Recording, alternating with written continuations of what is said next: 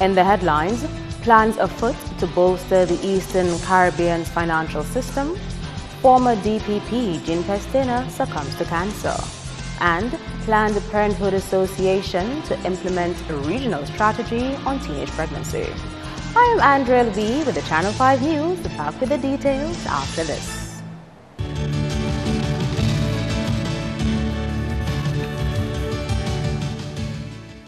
Thank you for staying with us. First up, Governor of the Eastern Caribbean Central Bank, Timothy Antwine, says it is improving the regulatory framework to strengthen the sub-regional financial system. He was the featured speaker at the opening session of the annual general meeting of the DAIC on Thursday. Antwine spoke on the theme improving monetary stability through growth, competitiveness, and employment. He noted a key challenge to economic transformation is delinquent or non-performing loans. The Eastern Caribbean Currency Union average for such loans stands at 11%, more than twice the international benchmark of 5%. In response, the sub-region established the Eastern Caribbean Asset Management Corporation to purchase non-performing loans from banks, among other roles. Why is this important? Because banks are constrained in their ability to extend credit to the extent that their balance sheet is impaired with a high proportion of non-performing loans. And by the way, those high non-performing loans not only mean lower interest income for the banks, but they probably mean higher fees and charges for you and for me. Because at the end of the day, the banks have to make up their income. And by the way, banks must make a profit. If they don't, then all deposits can be at risk. And this body is going to be launched very, very soon. In fact, it's already hired staff, and you will hear more about it in the next few weeks and months. He explained this is part of reforms to ensure socio-economic transformation of the sub-region's $17 billion economy. Additionally, the ECCB, through member countries, expects to empower banks when it comes to lending. The Credit Bureau is intended to give banks a better mechanism to assess risk and to determine how it will lend. We don't have one in the region. We're working on that now, and I'm pleased to say that at the moment, all of our governments have legislation to pass to enable it. It's called a Credit Reporting Bill. So if you hear that bill going to Parliament, that's what that is for, the Credit Bureau. Ultimately, it will strengthen our banks and the quality of their lending. The Appraisal Institute is an important part as well. What we found during this difficult period when loans went bad is that all of a sudden the values are all over the place. And you know what happens? If you are registering the property for government and for property taxes, then the properties tend to be on the low side. If you are using the property to get a loan or to take out equity, then the values are on the high side. Everybody knows that game. The problem is that when that loan goes bad, what is the real value of that asset? At the moment, there are no regional standards on this point. Remember, we have a single banking space. We got to sort that out. So the Appraisal Institute is intended to create a regional set of standards that will guide all of the banks in the ECCU. The central bank also announced its intention to establish a regulator for insurance and pension funds in the first instance, then perhaps for credit unions and other financial services. Prime Minister Roosevelt Skerrit will assume the position of chairman of the Monetary Council of the Eastern Caribbean Central Bank on Friday. Mr. Skerrit will succeed Antigua's member on the council, Prime Minister of Antigua and Barbuda, Gaston Brown. The chairmanship will officially be handed over to Mr. Skerrit at a ceremony at the State House. The Monetary Council is the highest decision-making authority of the bank. 8 ministers of finance from each of the participating governments sit on the council. Chairmanship of the council is rotated among members on an annual basis.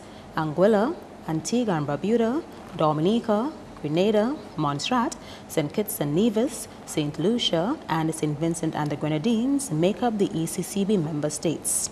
Following the handing over ceremony, the Council will convene for its 88th meeting, where it will receive the ECCB Governor's Report on money and credit conditions in the Eastern Caribbean Currency Union. ECCB Governor Timothy Antwine is currently on island. Mr. Skerrit, in his capacity as the Monetary Council's chairman, will present the communique for the ECCB meeting at a news conference to be attended by other members of the council on Friday afternoon. The ceremony will be streamed live on the bank's YouTube channel, ECCB Connects. In other top stories, former Director of Public Prosecutions, Pena, has passed away at 68 after a battle with cancer. Iduna Baptist has more. Pena passed away at his home about 10 a.m. on Thursday. He first served as DPP from 1996 to 2000 and again from 2007 to 2013. He retired from that post in 2013. His first appointed public service job was in 1968 as an ancillary clerical officer in the Ministry of Communications and Works, after serving as a substitute for 6 months. Following that, he became a cadet sergeant in the Royal Dominica Police Force in 1969. After 14 years as a police officer, he started studies in law in 1982 at the University of the West Indies, Cape Hill campus, Barbados. In 1985, he was the first police officer to attain a law degree. He returned to the police force and in 1988 was promoted to the rank of Assistant Superintendent of Police.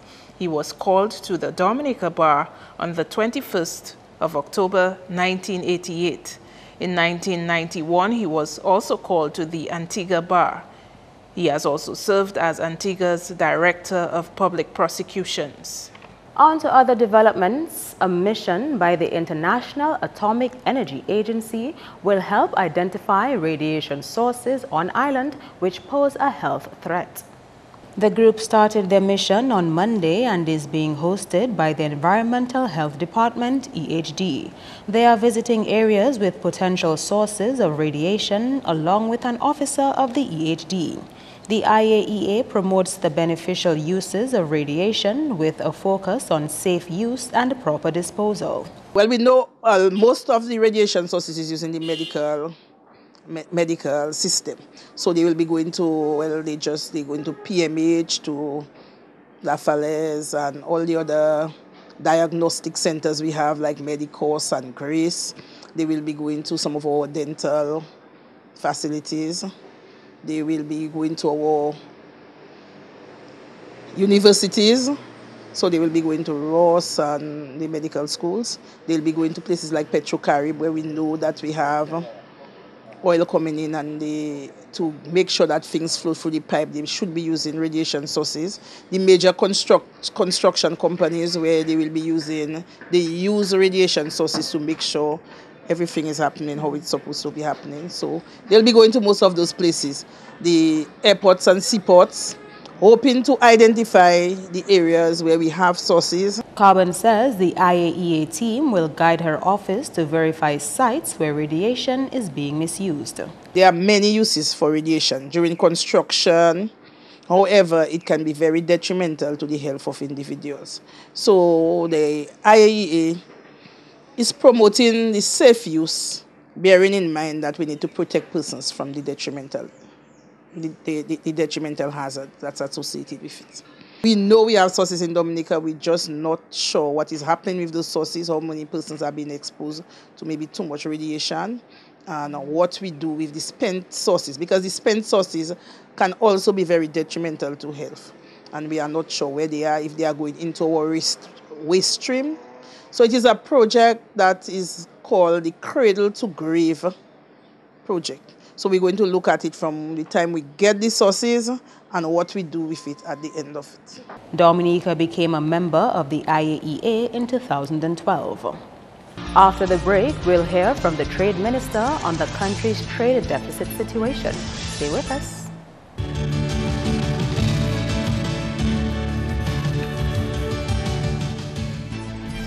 Welcome back. The Dominica Planned Parenthood Association plans to step up implementation of a regional program targeting teenage pregnancy. Iduna Baptist explains. The CARICOM Secretariat has developed an integrated strategic framework for the reduction of adolescent pregnancy with support from the United Nations Population Fund, UNFPA. This aims to achieve a 20% reduction between 2014 to 2019. It's estimated that about 20% of women in the Caribbean have at least one child by the age of 19, with a considerable percentage of adolescent girls giving birth before the age of 15 years. Part of the work of the Planned Parenthood Association has to do with providing sexuality and life skills education to the youth. DPPA's Executive Director, Marilyn Richards, told Channel 5 News her institution is looking to pay more attention to the CARICOM framework on teenage pregnancy in the upcoming months. Currently working with the CARICOM Integrated Strategic Framework for the reduction of teenage pregnancy in the Caribbean. It was on the back burner, however, for the next couple of months we're going to be looking at how we can implement that strategy. Now, if an 18-year-old or let's say a 20-year-old is having a baby, do we consider that teenage pregnancy? So we have to look at the age range, and then we have to look at, okay, where the problem, if there is a problem for one, and where the problem is. Said she has seen cases of pregnant teenagers in foster care. We have seen cases where particularly like the foster homes, where they bring in the children to have pregnancy tests, and the pregnancy test is positive, but the homes take care of them, or welfare division, they refer to the welfare division. But other than that, it's really above that age group. Richards spoke to Channel 5 News in St. Lucia last week as media practitioners and executive directors of regional Planned Parenthood associations attended a workshop on reproductive and sex health and rights. Idona John Baptist, Channel 5 News. In other news, Minister for Trade Ian Douglas says the country's trade deficit is something its people should be ashamed of. A trade deficit is the amount by which the cost of a country's imports is more than the value of its exports. He spoke during a training workshop aimed at getting agriculture and trade stakeholders compliant with the United States Food Safety Modernization Act. Dominica's trade deficit with the U.S. stands at $200.8 million. To come from a country called the Nature Island of the Caribbean, and some may even say the world, why should we be importing much more than we export? And we have the potential to export much more than we are doing right now. So let's all tighten our bootstraps. Let's get serious about fresh produce production, and let us generate the kind of wealth, the kind of job creation, the kind of income that we know we can, the kind of sustainable development that we can create. We have the facilitators here. We've been balling our markets for years. And look now, we have men on our doorsteps literally balling for us to send stuff to them. Let us get serious about what we do, so that in the end, ultimately, Dominicans can see the benefit of our hard work. According to the OECS, farmers in Dominica recently worked with their counterparts in St. Vincent and the Grenadines to fulfill a shipment quota of dasheen to the United States. This was Dominica's first shipment of dasheen to the United States, and it consisted of 425 50-pound boxes. Douglas challenged trade stakeholders to export at least one container of fresh produce to the United States in 1 year's time. If St. Vincent and Grenada can do it, and they have less potential than us for fresh produce production, why are we not the leaders in the sub-region as far as fresh produce production is concerned? Let us make it happen. Senior advisor to the Dominica Geothermal Development Company has described the country's progress on developing this geothermal resource as exciting times. Vince Henderson, who is also the country's ambassador to the United States and opponent representative to the OAS, while speaking on a Carrier FM program earlier this week, said the government has made significant strides in developing Dominica's geothermal resource. But it's an exciting place we are at this stage, as I said. That is, we are in the process of finalizing the design of the plant. So our technical consultants from New Zealand, Jacobs New Zealand Limited, they are working on that. We have received a project manager from the government of New Zealand, because a year ago we signed a partnership agreement with New Zealand for up to about $2 million for technical support, which includes assistance with completing the environmental and social impact assessment study. We have work being carried out even as we speak. We hope that by end of August, we can have a report submitted in the form of an ESIA that can be ready for discussion. Funding for the geothermal project has come from several sources, such as the Government of the United Kingdom to the tune of £8.4 million, SIDSDOC $2 million, the World Bank $9 million, Dominica's CBI program $15 million, and the Government of New Zealand. Henderson went on to say that a local company is already established and functioning to oversee the runnings of the geothermal project. We have already set up the company. The company has all its advisors, and I am senior advisor to the company, really helping to keep things together. We have put in place the staff. The company has its office on Kennedy Avenue and is operating independently as a company under the Companies Act of Dominica. And I think basically, like I said, we are in an exciting place. We just need to ensure that we can deal with issues that concern people. What we've done over the last few weeks is to constantly meet with the people in the area. And I think by now we have met all the various groups in the community. The projected deadline date for the completion of the geothermal energy plant is December 2019. And a locally organized conference to help in the holistic development of professionals is having the desired effect on the international community. Organizer of the International Christian Singles and Professionals Conference, Nazarene Gordon, says there is increased interest from overseas-based individuals to participate in the conference, which is only in its second year. First one was a success, and we're hoping this one could be even more successful. We are getting contacts from overseas, people who want to come to the conference, who want to come to make presentations and be part of the conference. We cannot give a commitment that they will be on board this year, but that is the kind of feedback that we are getting. When we do things, we recognize that we have the scope for wider development. We are not limiting it to just Dominicans. If you live in Antigua, if you live in the United States and you want to come to the conference, you're welcome. Gordon says the conference caters to individuals in a variety of professions and helps in their overall development. The conference targets both men and women who are single, and the idea is to help single people with their professional development, given peculiar challenges that some single people face. If you intend to get into business, or if you are already in business, if you're a professional, whatever sphere, and you wish to enhance your skills in terms to manage your personal life and your professional life, the conference gives you the opportunity to help to build on your skill sets and to develop professionally, develop personally. The conference is scheduled for Saturday, 22nd July at the Pastoral Center in Mont Bruce. That's news. Your sports highlights next with Kenny Williams.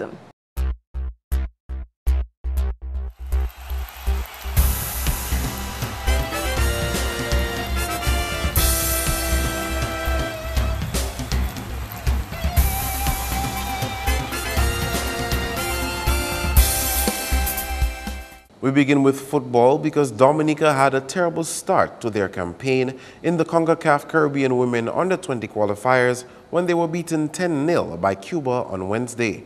The national team conceded 5 goals at either side of the half. Dominica will play their second match of the qualifiers on Friday against host country Haiti at 7:30 p.m.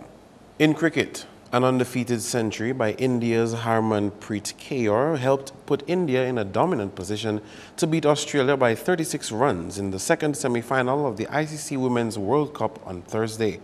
Batting first, India scored 281 for 4 in a match reduced to 42 overs with a blistering 171 off 115 balls from KR and 36 from captain Mithali Raj. Set 282 to win, Australia wrestled with India's bowling attack. The lower order batsmen offered much resistance, but it wasn't enough to beat India when the last wicket fell at 245 runs in 40.1 overs. Alex Blackwell led the way for the Aussies with 90 and Elise Villani 75. Deepti Sharman picked up 3 for 59 for India. With this win, India will play against host England in the final carded for Sunday. Moving on to table tennis, player-coach of the Dominican team in Cuba, Edgar Berridge, says although the national team had mixed results in the 59th staging of the Caribbean Championships, he is proud of their achievements. A team of 7 athletes left for competition last Sunday. Dominican ladies started off on a very good day on the 18th, beating St. Kitts 3-0. Whereby the men team went down to the number 2 seeds Caribbean, number 2 seeds Jamaica 3-0.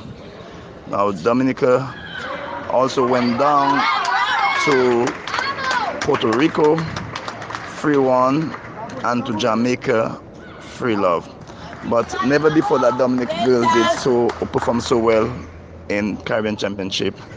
We had a very good chance, a brilliant chance to beat Jamaica, and we would automatically qualify to go to the Pan American Games. He says Jamaica is a weaker team than Puerto Rico and Martinique that Dominica defeated. The under-21 boys and girls and mixed doubles open singles are carded for Friday. The full Dominican squad reads Edgar Berridge, player-coach, Donald Corriette, Jalil Luis, Shea Seaman, Larissa Dover, Jem Elwa, and Aaliyah Prince. Basketball action moves to Portsmouth this Friday with a Division I and Premier League game. At 7 p.m., we will see the likes of LA Knights up against Paybush Snipers in a Division I thriller. And at 9, Intellico Security Service Raiders will do battle with Elijah Law Chambers Thunderers. Moving on to track and field, former Olympian and national triple jumper Tia Lafont remains optimistic about her chances at the upcoming World's Track and Field Championships carded for London in August.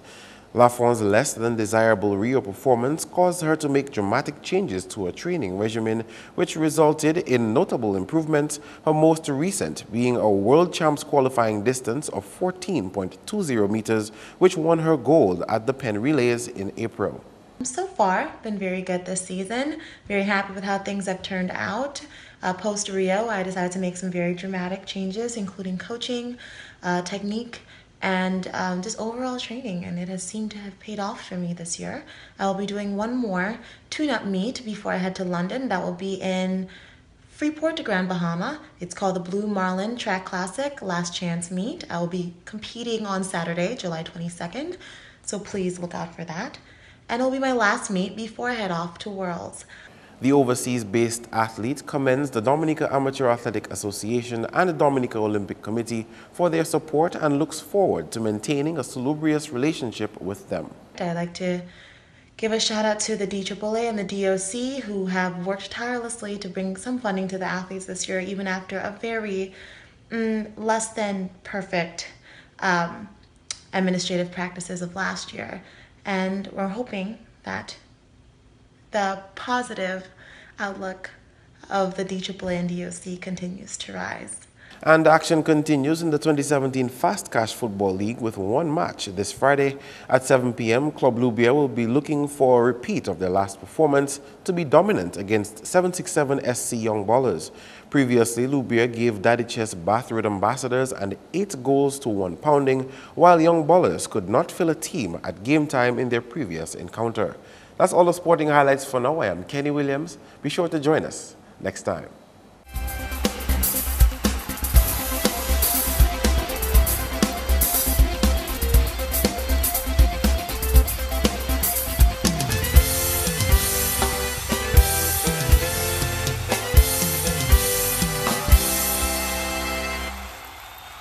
Stay tuned for the weather forecast. Good evening. Welcome to the weather report and forecast. I am Viola Pascal. A weak trough system moved across the area earlier today. The infrared satellite imagery showed some shallow clouds across the island chain during today. The visible satellite imagery showed occasionally cloudy conditions across the area. The radar imagery indicated scattered showers generally across the island chain. For tonight, expect partly cloudy to occasionally cloudy conditions with a few scattered showers. Similar conditions can be expected during the first half of tomorrow. However, by late afternoon, expect an increase in cloudiness and shower activity and possible isolated thunderstorms overnight due to an approaching tropical wave. For the marine forecast, seas are expected to be moderate, with waves peaking near 7 feet. Over the next few days, expect an increase in cloudiness and shower activity. Across the Caribbean, expect generally partly cloudy conditions with some scattered showers. For the international cities forecast, expect partly cloudy skies in New York, thunder showers in Miami, overcast skies in London, and scattered showers in Caracas and Beijing. The sun will rise at 5:44 a.m. and set at 6:39 p.m.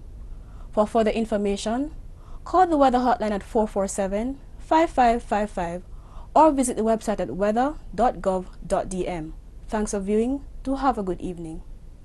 To end the news, the headlines again. Plans afoot to bolster the Eastern Caribbean's financial system. Former DPP Jean Pena succumbs to cancer.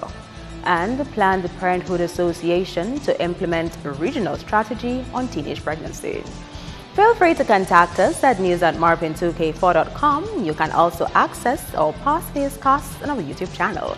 On behalf of the entire production team, I am Andrea Louis, and to all of our viewers around the world, thank you so much for watching. Join us next time.